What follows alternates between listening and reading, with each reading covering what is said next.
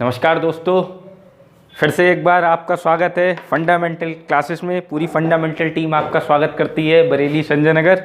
ज़्यादा से ज़्यादा हमसे जुड़ते रहिए और हमारी सीरीज़ का जो भी आपके साथ चल रही है, कॉम्पिटिटिव एग्ज़ाम आप किसी की भी तैयारी कर रहे हैं तो उसी में मैं अभिषेक जौहरी आपके साथ में फिर एक बार लेके आया हूँ भारतीय राज्य व्यवस्था, जिसको हमने जहाँ पर छोड़ा था भाग 1 में आर्टिकल 1 और 2 बता के और आपको एक बहुत ही करंट की जानकारी देके कि वर्तमान में कितने राज्य हैं। उसमें सबसे इंपॉर्टेंट मैंने आपको दी थी दादर नागर हवेली और दमन दीव वाली इन्फॉर्मेशन, उसको ध्यान रखिएगा, उसमें कन्फ्यूज़न हो जाती है क्योंकि वो रिसेंट का अपडेट है और कोरोना की वजह से लोग उसको ज़्यादा ध्यान नहीं रख पाए। लेकिन अगर आप लगातार टच में जुड़े हुए हैं तो उसको आपको हर करंट यहाँ पर अपडेट मिलता रहेगा। चलिए, तो आज हम लेके आते हैं आर्टिकल 3 और 4।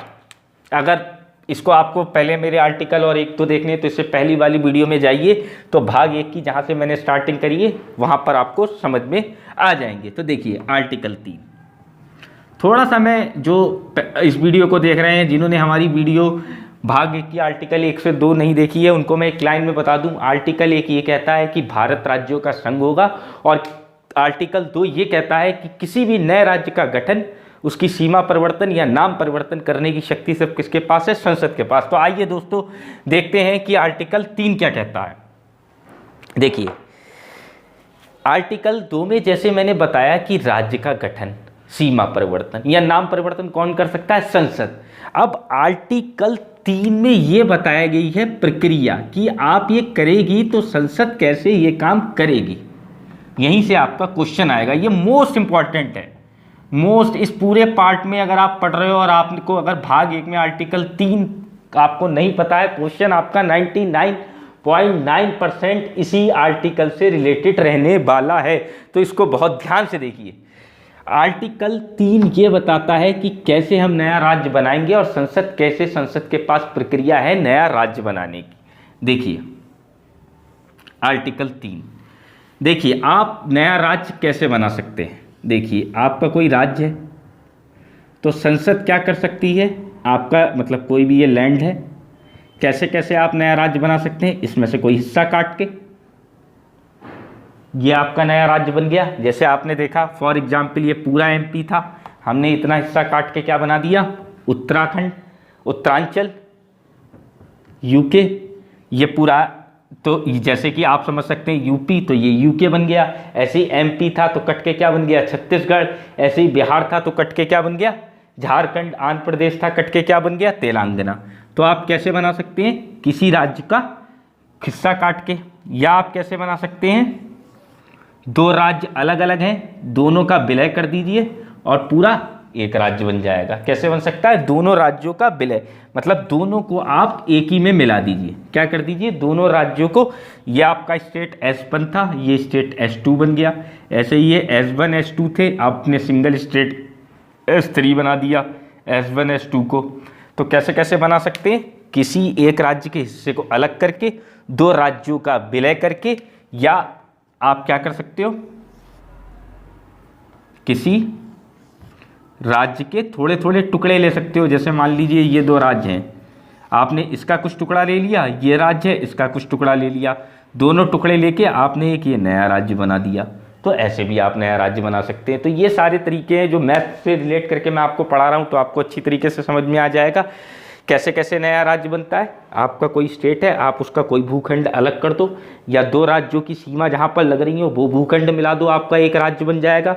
तीसरा आपका राज्य कैसे बन जाएगा? 2 अलग अलग छोटे छोटे राज्य हैं तो आप उनको एक बना दो। जैसे कि हमने देखा दादर नागर हवेली और दमन एंड दीव अलग अलग थे तो उनको विलय करके एक बना दिया गया।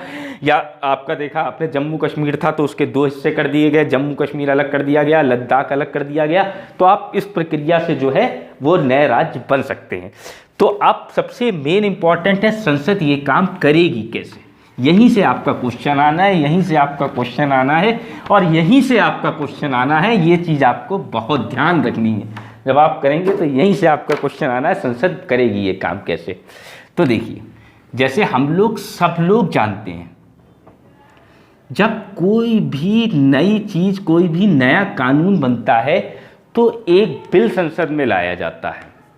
बिल मतलब कोई भी विधेयक। अगर आप इंग्लिश मीडियम के हैं तो बिल और हिंदी मीडियम के हैं तो विधेयक। कोई भी विधेयक जो है वो पार्लियामेंट में लाया जाता है, और जब वो विधेयक दोनों सदनों में, जैसी भी प्रक्रिया है, दोनों सदनों में अगर पारित हो जाता है, दोनों सदन का मतलब लोकसभा और राज्यसभा, दोनों सदनों में पारित हो जाता है, तो उसके बाद वो किसके पास जाता है? राष्ट्रपति के पास जाता है। दोनों सदनों में पारित होने के बाद वो बिल कहाँ जाता है? राष्ट्रपति के पास जाता है, और राष्ट्रपति अगर उस पर अपनी स्वीकृति दे देता है तो वही बिल क्या बन जाता है? एक्ट।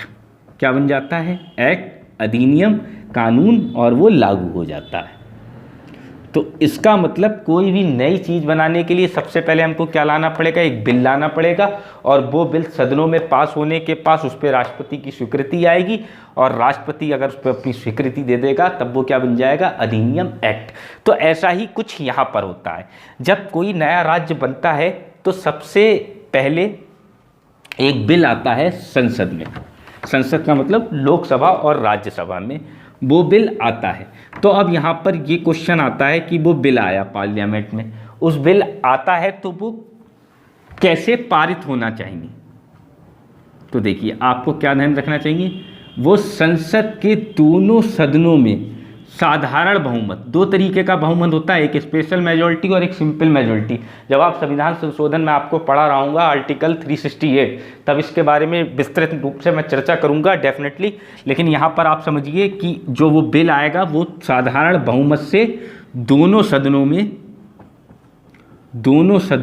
मतलब दोनों सदन का मतलब दोनों हाउस, राज्यसभा और लोकसभा, दोनों में साधारण बहुमत से पारित हो जाना चाहिए। साधारण बहुमत का ये मतलब समझिए 50% से ज़्यादा, मतलब वहाँ जो अटेंडेंस है उसके 50% से ज़्यादा अगर उस लोग को बिल को सपोर्ट कर देते हैं तो वो बिल पास हो जाता है। अब यहाँ पर क्वेश्चन एक तो ये बनता है कि वो बिल साधारण बहुमत से पारित होना चाहिए, दोनों सदनों में पारित होना चाहिए। क्वेश्चन अब यहाँ पर आता है कि जो राज्य बनाने के लिए बिल लाया जाता है, क्या उसके लिए संयुक्त बैठक का प्रावधान है? मतलब अगर कोई बिल नहीं पास हो रहा है तो क्या उसमें हम लोकसभा राज्यसभा की संयुक्त बैठक मतलब कंबाइंड ज्वाइंट मीटिंग करके उस बिल को पास करा सकते हैं? तो नहीं, क्वेश्चन यही आएगा कि किसी भी नए राज्य का बिल विधेयक जो आता है उसमें वो संयुक्त बैठक का प्रावधान है कि नहीं। तो आपको बताना है कि संयुक्त बैठक का प्रावधान नहीं है। जो बिल आता है वो दोनों संसद में साधारण बहुमत से अलग अलग पारित होना चाहिए। मतलब राज्य बनाने के लिए जो कानून लाया जाता है वो दोनों सदनों द्वारा अलग अलग और साधारण बहुमत से पारित होना चाहिए। क्या इसमें आपको ध्यान रखना है? यही आपसे क्वेश्चन जो आएगा, सिंपल एक लाइन में समझिए, आपका क्वेश्चन आएगा कि जो वो बिल है दोनों सदनों में, जो राज्य बनाने के लिए बिल आ रहा है इसमें संसद की संयुक्त बैठक का प्रावधान है कि नहीं है? तो आपको बताना है कि संयुक्त बैठक का प्रावधान नहीं है। वो जो बिल है सिंपल मेजॉरिटी से दोनों सदनों द्वारा, यानी ये अगर आपकी लोकसभा है और ये राज्यसभा है तो वो बिल दोनों के द्वारा अलग अलग, मतलब लोकसभा के द्वारा और राज्यसभा के द्वारा अलग अलग साधारण बहुमत से पारित होना चाहिए, संयुक्त बैठक का प्रावधान नहीं है। ये क्वेश्चन आपका आर्टिकल 3 से आएगा। और क्या प्रक्रिया है जब ये बिल आ जाता है? तो ऐसा होता है जैसे मैंने आपको बताया, तो राष्ट्रपति क्या करता है, उस बिल की स्वीकृति देने से पहले राष्ट्रपति उस बिल पर अपनी स्वीकृति, जैसे संसद के दोनों सदनों में पास हो गया तो राष्ट्रपति उस पर अपनी स्वीकृति देने से पहले उस राज्य के पास एक अधिसूचना जारी करता है। जैसे मान लीजिए हमने यूपी से यूके बनाया, तो जब यूपी से यूके बनाया तो क्या हुआ, बिल आ गया, संसद ने पास कर दिया। अब जब राष्ट्रपति के पास जाएगा तो राष्ट्रपति सिर्फ एक राज्य की राय जानने के लिए, उसकी राय को माने या ना माने ये संसद के लिए बाध्य नहीं है, सिर्फ उसकी एक राय जानने के लिए एक समय सीमा उस राज्य को देगा कि हाँ ये करना उचित है कि नहीं है। आपकी प्रशासनिक कारक या जो आर्थिक कारक हैं, आपको लगता है कि ऐसा काम होना चाहिए, मतलब आप किसी तीसरे की सिर्फ एडवाइस ले रहे हो, तो वो एडवाइस लेता है। अगर वो एडवाइस पॉजिटिव दे देता है तब भी अगर संसद में बिल पास हो गया है तो कानून राज्य नया राज्य बन जाएगा, राष्ट्रपति अपनी स्वीकृति देना चाहे। और वो राज्य अगर निगेटिव राय देता है तब भी वो देगा, मतलब जो है संसद या राष्ट्रपति उसकी राय मानने के लिए बाध्य नहीं है। तो यहाँ पर क्वेश्चन क्या पूछा जाता है कि राष्ट्रपति के द्वारा वो किसके पास स्वीकृति के लिए भेजा जाता है, संबंधित राज्य के पास। लेकिन क्या राज्य की राय जो है उसके मानने के लिए संसद या राष्ट्रपति बाध्य है? तो आपको दिखना है कि संसद या राष्ट्रपति उसको मानने के लिए बाध्य नहीं है।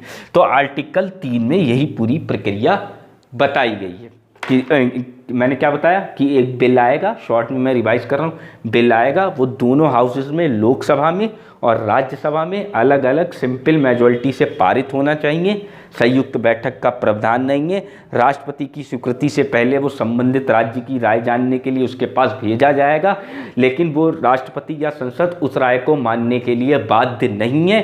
अगर वो पॉजिटिव राय देता है तब भी चाहे तो उसको माने, और वो निगेटिव राय देता है तब भी संसद की जो मर्जी है वो करेगी। इसीलिए आर्टिकल 2 में कहा गया था कि इसकी जो सर्वोच्च शक्ति है वो किसके पास है? संसद के पास है।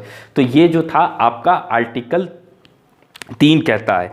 और आर्टिकल 3 पढ़ने के बाद हमें एक पढ़ना पड़ता है राज्यों का पुनर्गठन, जिसकी हम आपको अलग से क्लास लेंगे कि वर्तमान में हमने देखे कि आपके कितने राज्य हैं, कितने संघ शासित प्रदेश हैं। तो संविधान बनने के बाद, संविधान लागू होने के बाद ये क्या क्या हुआ, तो ये हम आपको एक अलग से वीडियो में अलग से क्लासेस देंगे। बहुत इंपॉर्टेंट टॉपिक है राज्यों का पुनर्गठन, यहाँ से आपको क्वेश्चन मिलेगा। ये हमारा जो है आपको नेक्स्ट वीडियो में देखने को मिलेगा।